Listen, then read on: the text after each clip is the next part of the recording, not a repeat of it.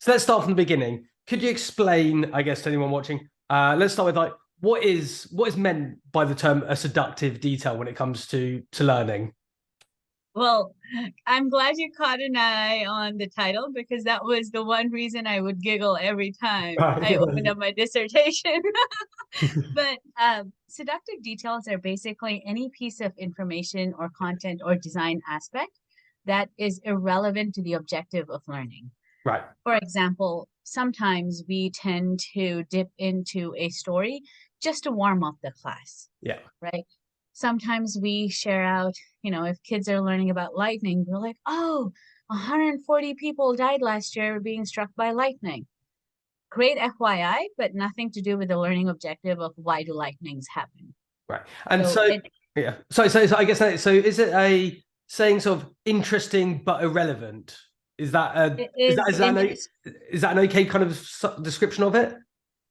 The traditional description is interesting but irrelevant. I Yeah. want to say it is interesting and Okay, irrelevant. nice. Yeah, that makes more sense. And so it can be anything that's interesting and irrelevant. So it could be you're saying like a story or like a hook, an interesting side note. Can it be other things as well? So one of the things that I initially wondered was, let's say PowerPoint animations that look really cool, but ultimately don't illustrate the point. Would that count, or is it more just about what you say when you present That's a information? great question. So there are a couple of ways to think about this. The primary thing, as with all teachers and instructors would know, is our learning objectives, right? Yeah, What is our goal? And to be the most effective instructor we can be, our focus is on directing attention towards that learning goal. yeah. Anything that lets them go on a tangent, whether it's that your PowerPoint, I don't know, I'm aging myself here, but the PowerPoint slide with the one that has a column that will keep changing colors, I hate or that one. Yeah, Clippy, absolutely. Yeah, or Clippy, or having a really funny GIF on screen when we are speaking about content. yeah, I do want to, I have put out a meta-analysis on seductive details, but I've also written a practitioner paper on this yeah. because I do teach at the graduate level. I do a lot of workshops and professional development, and I completely empathize with our need to, well, sometimes we do need that sense of excitement. We do need people to warm up to us. So there's no harm in using it. It's just a matter of being cognizant that if we pepper our instruction with plenty of it, Yeah. we're most likely going to deter uh, the learning objectives. And is the main worry about it that students will remember the seductive detail and not the key information? Is that why it's such an important thing to be? It's one of our hypotheses. So Yeah, seductive details has had a burst of interest the last 10, 12 years I and bet. Yeah, interestingly correlated with technological advancement, but that's my hypothesis.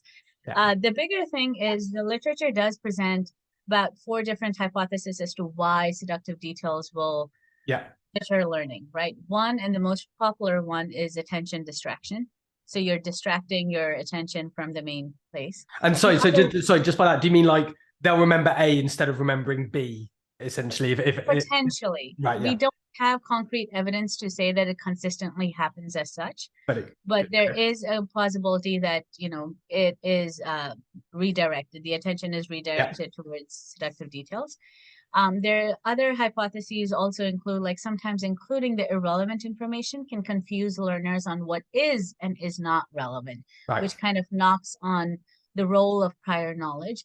The other one is that sometimes we kick off on a tangent. Now, if I bring in polyjuice potion to teach chemistry, pretty likely the rest of the lesson is going to be Harry Potter talk more so than chemical reactions, right, right? So if we divert the conversations and the efforts towards a different one. Underlying all of these hypotheses is the cognitive load theory, yeah, which basically assumes or presents the hypothesis that as humans, we have a limited sense of cognitive capacity, and how we distribute it determines what and how much we learn, how well. yeah. So, seductive details, being an extraneous design factor, particularly, can drain us away. I did conduct a study that's not yet been published, which also looks at the role of prior knowledge in this. And what we found was if we held the prior knowledge component constant, Yeah. seductive details didn't have an effect. In Okay. other Yes. words, if they had prior training or prior experience to the topic, they are better able to identify, oh, this is irrelevant. I'm not intended to focus my attentions on it. So So does that mean if you were to include, for whatever reason, we can maybe get into why someone might think they want to include seductive detail, but if they did want to, doing so more with expert learners towards the end of a topic when they're, further along on the novice to expert continuum, because they have now the ability to distinguish what's irrelevant and what's not potentially. I want to say yes, but Right. I don't have the evidence to give you a concrete yes. Spoken like a Um, true scientist. Yeah, I like that. That's good. Yeah. I will tell you that there has been, I believe in 2019 or so, there was an entire journal issue dedicated to seductive details. And Right. interestingly, a good chunk of them did show that there was little to no effect of seductive details. And there's a lot more investigations to going on to understand why could that be. Right. Okay. Um, I guess with all these things, it's never just completely clear cut. we're still a young field given the name.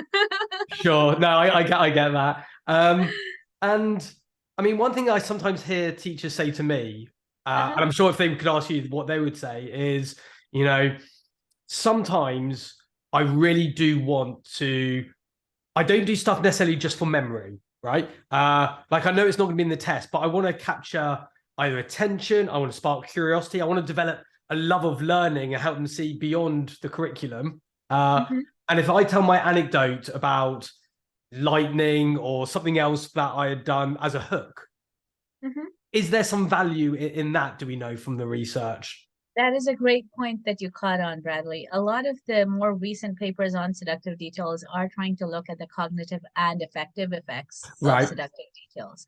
A good chunk of the work has explicitly focused on what we call cold cognition, right? The hard facts. Are students learning content better? Yeah. We have a colleague of mine, and I also worked on a few papers where we looked at interest. Yeah. And found that seductive details do trigger interest. So that hook idea does work, but it doesn't sustain interest. It doesn't cater to the well-developed interest, right? It's an initial spark. Think of it as a teaser trailer. Yeah. Is there a harm? As a practitioner, I'll tell you, well, not really, because any good practitioner, after we crack that joke, say, okay, now to business. Let's focus on blah, blah, blah. Right? Like the more experience you gain with instruction and facilitation, the stronger we are in being able to pull back learner attention to the learning objectives while establishing that rapport. So as long as we do that, I do not expect a significant hurt in seductive details. My bigger concern is if we are doing it without that redirection of attention, without supplementing it with a different form of cognitive strategy, whether that's note-taking, whether that's giving them guided notes or signaling, hey, point 1, 2, 3, right? There's so many other techniques we can use to boost learning. Yeah. And I say that we can substitute this primarily because the meta-analysis on seductive details put out a few years ago indicated that at that time, there was, kind of a sort of trend in the field where we were seeing a negative effect on learning with seductive details, but it was a very small to moderate size effect. So it's, at the end of the day, we don't live just input in, input out, right? Yeah. We are human. So if you consider that, is there a way to balance? I'd say yes. Do we need to be cognizant of it? Also, yes. Yeah. So what I'm gaining is it's good to be aware of these seductive, this interesting and irrelevant information, because they can eat into time. If we do too much of them, it I guess leaves less time to focus. But if we signal the key information effectively, it may not be the end of the world. Oh, yes. Right. Also, I want to contextualize that with that most of the research that has been conducted has been on a single topic with 10 to 15 minutes. We don't have sufficient investigations into how does this work in a classroom where a lesson unit runs for a week. Does it really hurt learning at that point? I don't know. Yeah. Because we just don't have the evidence to say does it or does it not. So I would say be cognizant of the potential.